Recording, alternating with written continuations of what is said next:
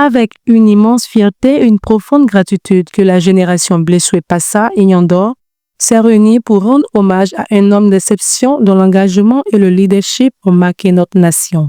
Cette cérémonie mémorable qui s'est déroulée le samedi 6 décembre 2025 au palais de la chefferie de Songon-Dagbe a été un moment fort de reconnaissance et de soutien, ponctué de paroles inspirantes renforçant les liens entre les acteurs.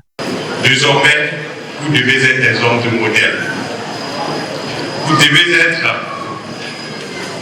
des modèles de sagesse, d'humilité, de patience, de tolérance, à l'image de votre parrain. Le doyen Blessoué Passa, Dr Sago Yves Marius, a dans son discours exprimé sa reconnaissance en annonçant la prise en charge des frais d'inscription pour la candidature aux législatives 2025 au Baobab de Songon. Chers parents, votre présence massive dans ce jour mémorable à Songon-Dagbe témoigne de l'importance que nous accordons tous à l'homme, à l'artisan de développement et au leader incontesté qui nous fait l'honneur de sa présence, son Excellence, M. Robert de Grimont. C'est avec une immense joie et une grande gratitude que la Fédération de ce passage de Songon, en synergie avec la génération Nyandor, a initié cette cérémonie d'hommage. Nous avons décidé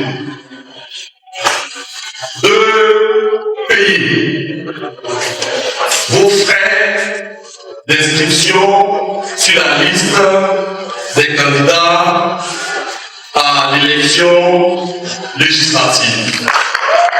L'événement a rassemblé une foule nombreuse, témoignant de l'impact profond du Dr Robert Begre-Mombe sur la communauté. Monsieur Agua Diako Samuel, deuxième adjoint au maire de Songon, fils de Songon, précisément de Songon-Kassamblé, a été intronisé président des Blessoué Passa et Nyandor. Une intronisation effectuée en présence des autorités locales et coutumières ainsi que des guides religieux a été un moment fort de la cérémonie. La commune de Songon, généralement, la plupart des jeunes qui sont dans notre mouvement sont des docteurs, des ingénieurs, la plupart des étudiants. Et généralement, ils sont en quête d'emploi. Et nous, notre souci, c'est de créer de l'emploi. Avec nos parrains, avec nous-mêmes aussi, qui sommes chefs d'entreprise, donner de l'emploi à ces jeunes gens. Pour éviter qu'à Songon, on ait de la voyousie, le banditisme. Parce qu'une fois occupés, je pense qu'ils sont les responsables et qui vont prendre soin de leurs parents et de leur petite famille. Et c'est ça notre combat, faire de ces jeunes des responsables. Cette cérémonie d'hommage et de soutien a été bien plus qu'une simple célébration. Elle a été une manifestation d'unité, de solidarité et de reconnaissance envers un leader qui a su incarner les valeurs de dévouement et de service pour sa région.